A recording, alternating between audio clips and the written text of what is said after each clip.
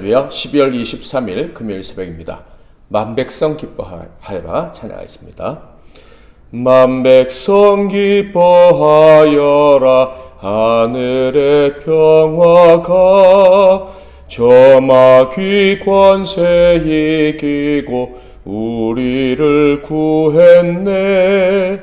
구세주 탄생하심을 다 함께 기리세. 오 기쁘다 반가운 소식 주셨네. 땅 위에 평화 내려주시네. 양치는 목자들에게 한 천사 나타나 그 전한 기쁜 소식은 이 세상 구원할 하나님 독생 성자가 탄생하심이라. 오 기쁘다 반가운 소식 주셨네. 땅 위에 평화 내려주시네.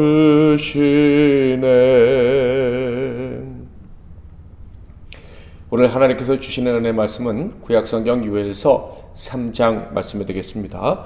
요엘서 3장 1절부터 21절까지 말씀 중에서 14, 15, 16절을 봉독해 드리겠습니다.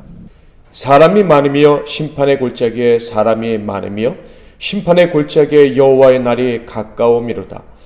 해와 달이 캄캄하며 별들이 그 빛을 거두도다. 여호와께서 시온에서 부르짖고 예루살렘에서 목소리를 내시리니 하늘과 땅이 진동하리로다. 그러나 여호와께서 그의 백성의 피난처 이스라엘 자손의 산성이 되시리로다. 아멘.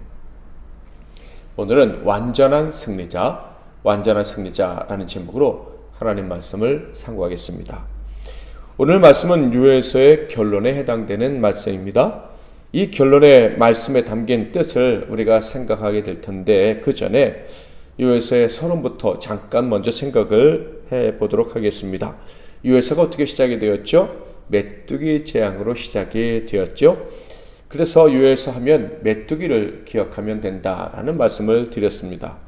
그러니까 요엘서는 심각한 물질적 산업의 피해를 통해서 하나님께서 유다 백성들에게 내리신 예언의 말씀인 거예요. 자, 그렇다면 이 요엘서의 결론에 어떤 이야기가 나올까 예상을 좀 해볼 수가 있는데, 이 재앙이 하나님께서 유다를 완전히 멸망시키시려고 내린 재앙이 아니라면 회복의 날을 주시겠다라는 말씀을 기대할 수 있을 것이고, 그 회복은 영적인 회복뿐만 아니라 물질적인 회복도 같이 주시겠구나라는 것을 예상해 볼 수 있습니다.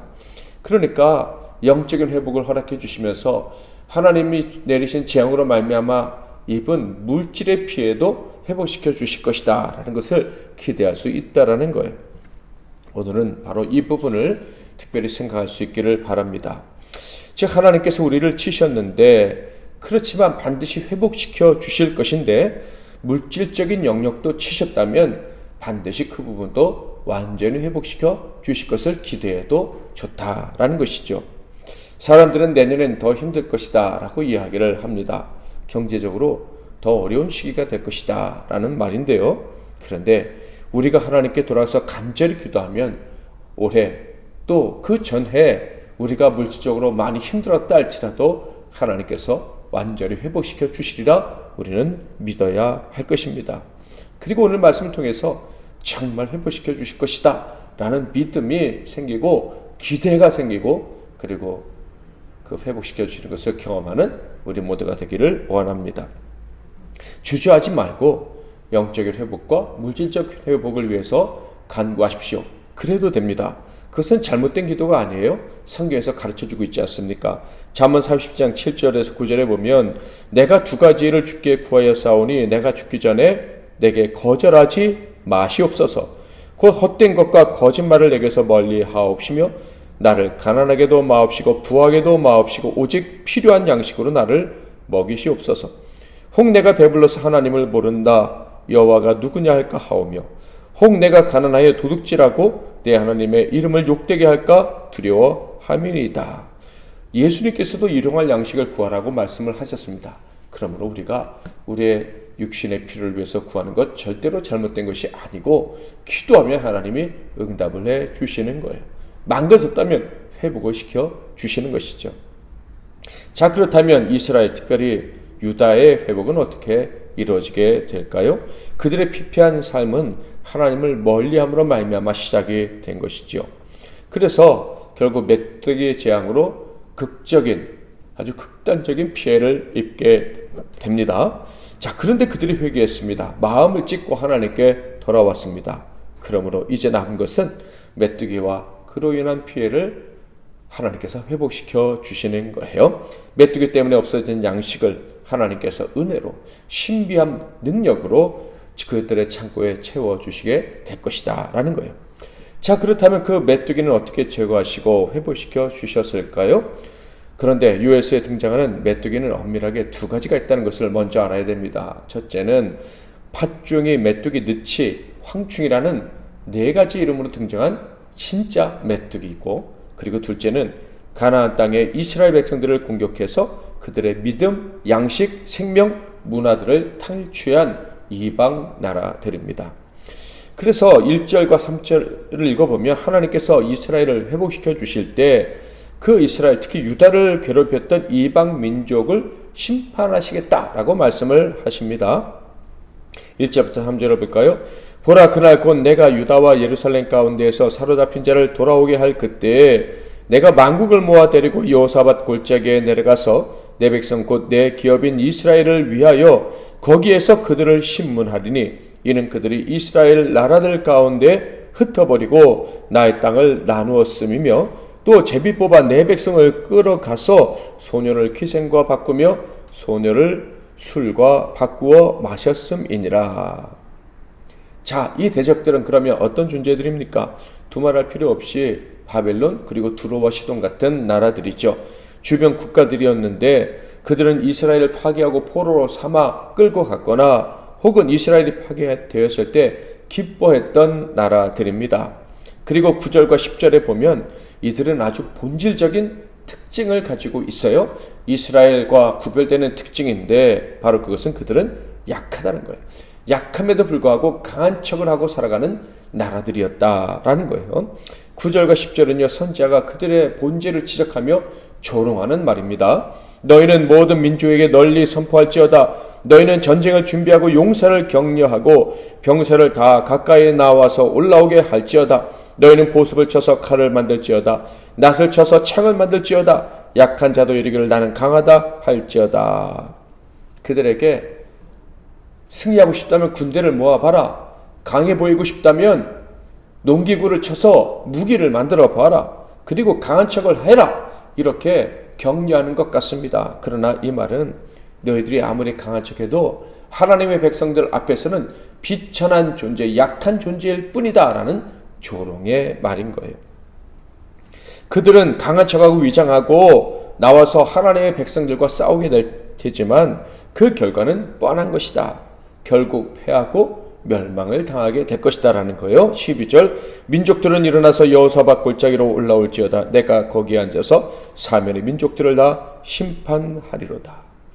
그러니까 저와 여러분 하나님의 사람들은 하나님께 순종할 때는 당연한 것이거니와 우리가 혹시 하나님께 잘못돼서 어려움을 당할 때에도 세상은 우리를 이길 수 없다는 것을 기억해야 하는 거예요.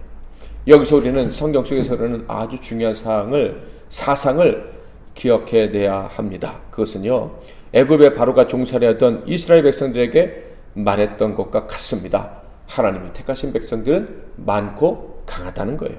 당연한 것 아닙니까? 이스라엘의 하나님과 씨름하여 이긴 세상보다 강하다는 것을 강조하기 위해서 하나님이 져주신 그런 특별한 민족인 거예요. 그러니 세상의 적들이 아무리 이스라엘에 대해서 하나님이 택하신 자들에 대해서 강한 척을 한다 한들, 자신들이 강한 것처럼 위장하고 속이고 공격한다 한들 절대로 이길 수가 없는 거예요. 성령받아 그 마음이 새로워진 하나님과 동거하는 사람들은 절대 그들이 물리칠 수가 없는 것입니다. 설사 승기를 잡은 것 같다 할지라도, 심지어 완전한 승리를 거둔 것 같다라는 생각이 드는 때라도 그들의 승리, 그들의 생각은 다 착각이고 거짓일 뿐입니다. 반드시 역전이 되고 마는 거예요. 우크라이나에서 전쟁이 일어났는데 누가 지금 승리하고 있다고 여겨지십니까? 전세가 누구에게 유리하게 흘러가고 있다고 알고 계십니까? 우리가 안방에서 뉴스를 통해 듣는 것으로는 전쟁의 향방을 제대로 알 수는 없습니다. 왜냐하면 선전선동은요, 전쟁의 가장 무서운 전술 중에 하나이기 때문에 그래요. 그래서 결론이 나야 진짜 누가 이기고 있었는지, 누가 이겼는지, 누가 졌는지 알게 되는 거예요. 마지막 날 하나님의 때에는요, 진짜 승리자가 누구인지 확연하게 증명이 되게 될 것입니다. 자, 그런데 우리는 알고 있어요. 마지막 날의 승리자로 증명될 사람들은 누구다? 바로 하나님의 백성들이라는 거예요. 그들은 세상에 그 누구보다 강한 세력이라는 것을 마지막 날에는 확실하게 증명이 된다라는 거예요. 세상 거짓에 속지 않고 하나님 편에 굳게 서 있는 사람들은 마지막에 최후의 승리를 누리게 될 것입니다. 그리고 그 승리자들이, 그 진정으로 강한 자들이 거할 것이 어디일까요? 당연히 그것은 하나님의 성전인 거예요. 16절 17절 여호와께서 시온에서 부르짖고 예루살렘에서 목소리를 내시리니 하늘과 땅이 진동하리로다. 그러나 여호와께서 그의 백성의 피난처 이스라엘 자손의 산성이 되시리로다. 그런즉 너희가 나는 내 성산 시온에 사는 너희 하나님 여호와인 줄 알 것이라. 예루살렘이 거룩하리니 다시는 이방 사람이 그 가운데로 통행하지 못하리로다. 만왕의 왕이신 하나님이 시온에 있는 그 성전에 임하실 것입니다. 오늘날로 말하면 주님 피로 값주고 사신 교회에 임하실 것입니다. 그들 백성들과 함께 거하시는 거예요. 그들의 피난처가 되어주시고 그들을 보호하시며 그들을 대신해서 적들과 싸우실 것입니다. 그러니 하나님 백성들은 반드시 승리하고 그들은 성전에서 안전을 누리고 살아가게 되는 거예요. 그렇게 보호하실 뿐만 아니라 성산에서 그 백성들을 통치하고 다스리시면서 적극적으로 원수를 갚아주실 것입니다. 20절 21절 유다는 영원히 있겠고 예루살렘은 대대로 있으리라. 내가 전에는 그들의 피 흘림 당한 것을 갚아주지 아니하였거니와 이제는 갚아주리니 이는 여호와께서 시온에 거하심이니라. 아멘. 그리고 마지막으로 이제 그들이 강한 백성으로 증명이 되게 되는데, 강한 자들에게 당연한 것들이 주어지면서 그들이 강한 자라는 증거를 얻게 됩니다. 바로 필요한 모든 양식들, 메뚜기로 말미암아 잃어버린 모든 것들이 회복된다라는 것이죠. 18절 그날에 산들이 단 포도주를 떨어뜨릴 것이며 작은 산들이 젖을 흘릴 것이며 유다 모든 시내가 물을 흘릴 것이며 여호와의 성전에서 샘이 흘러나와서 시딤 골짜기에 되리라. 사랑하는 성도 여러분, 우리는 지금 성탄의 기간을 보내고 있습니다. 예수가 오셔서 다스리시게 된 그 결정적인 메시지를 선포하는 복된 시기를 보내고 있다라는 거예요. 그가 오시면 우리 백성들에겐 시온의 영광이 회복된 때입니다. 완전한 믿음이 주어지는 때입니다. 그 믿음이 성취될 수 있다는 확신이 주어지는 때입니다. 반대로 원수들에게는 하나님의 심판이 시작되었다는 것을 알리는 때죠. 우리를 괴롭히던 세상이 결코 하나님의 사람들을 이길 수 없다는 것이 증명되는 때입니다. 이때 우리에게 임한 복, 우리에게 임한 복은 세상에 대한 승리라는 것 분명히 기억하실 수 있기를 주님의 이름으로 축복합니다. 하나님은 우리를 비웃던 세상에 대해서 진정한 왕이신 예수의 통치를 받는 우리가 완전한 승리를 거두고 세상으로 인해 상처받은 모든 것들이 회복될 것이다 라고 말씀해주고 계십니다. 우리를 회복시키시되 모든 것으로 부족함 없이 채울 것이라고 예수를 통해서 우리에게 이미 말씀해 주신 것입니다. 우리는 이것을 믿어야 하는 거예요. 이 성탄의 기간 왕이신 주님을 진심으로 환영하고 모든 어려움과 대적들에 대한 완전한 승리자가 되었음을 믿고 참된 회복을 경험하는 은혜가 있기를 주님의 이름으로 축복합니다. 기도하겠습니다. 말씀 붙잡고 기도하시고 승리하시는 하루 되시길 바랍니다. 하나님 아버지, 왕이신 예수가 이 땅에 오심으로 완전한 통치자가 되어 주시고 우리를 보호하심으로 세상에 대한 완전한 승리를 선언해 주시니 감사합니다. 우리를 그 승리 안으로 불러들여서 주님의 승리가 우리의 승리가 되게 해주시니 감사합니다. 오늘도 이 믿음으로 하나님 앞에 서게 하옵소서. 이 성탄의 기쁨이 단지 사람들의 축제, 흥겨운 분위기 때문에 주어지는 기쁨이 아니라 완전한 승리가 주어졌다는 사실 때문에 기뻐하는 그런 성탄 기간이 되게 하옵소서. 성탄의 기쁨이 되게 하옵소서. 예수 그리스도 이름으로 기도하옵나이다. 아멘.